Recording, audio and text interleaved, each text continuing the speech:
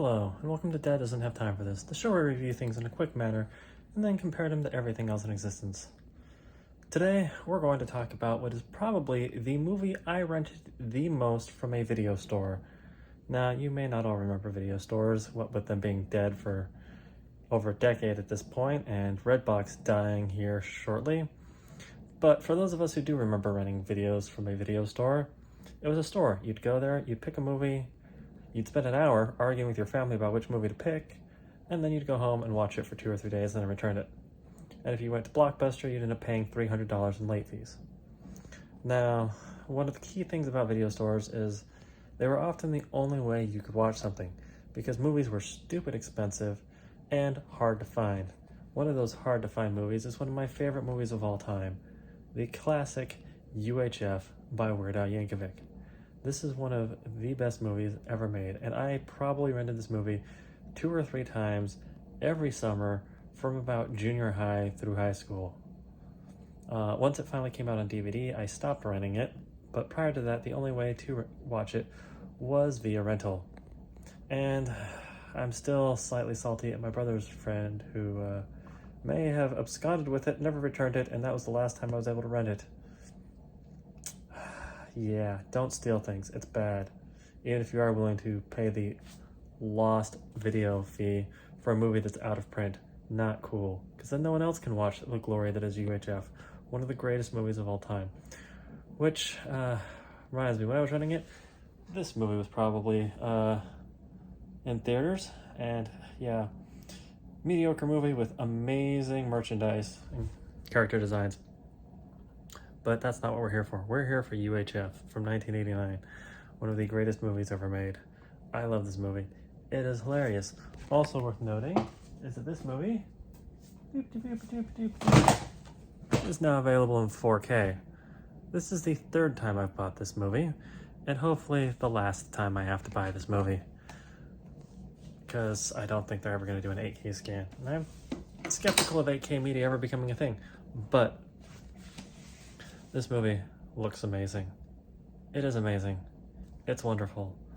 Now, I kind of wish he'd do a new commentary track, but it's the same commentary track that's been on it since the DVD. But you know what? It's one of the funniest things I've ever seen. It's like getting a whole new movie for the price of one. It's one of the best commentary tracks I've ever heard. It's hilarious. It's a wonderful story of how he managed to make this movie and then send it out to die, because I seem to recall it opening against like Ghostbusters and Batman or something like that. And yeah, that was unwise. Probably shouldn't have done that. Also by Ghostbusters, I'm pretty sure I mean Ghostbusters 2, not Ghostbusters 1. But don't quote me on timelines, because unfortunately in 1989, and I wasn't exactly seeing a lot of movies of my own free will in theaters, because, well, I was under 10 at the time. But man, had I known this movie existed at that time in my life, I would have been enamored with it. Alas, I didn't discover it till junior high.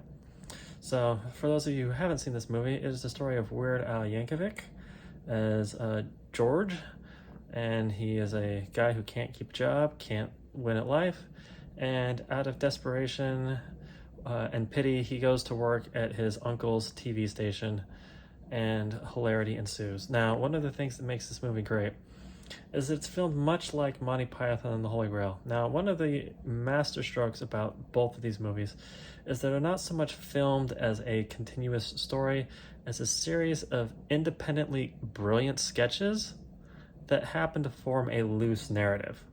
Now, while a lot of times that doesn't work for things like drama or horror, in a comedy, if you've got a smart writing team, having a series of loosely tied vignettes means that every single scene, for the most part, holds up on its own. And if this thing had been around when if YouTube had been around when this thing came out, it would have been huge, because every single scene stands on its own as its own little piece of comedy gold, be it Spatula City, Gandhi 2, where he murders people, eats a steak, and hangs out with hot girls, or the Beverly Hillbillies song, there's Spatula City, Rest in Peace Raoul from Raoul's Wild Kingdom, the man who taught us that turtles are nature's suction cups and poodles can fly if you try hard enough.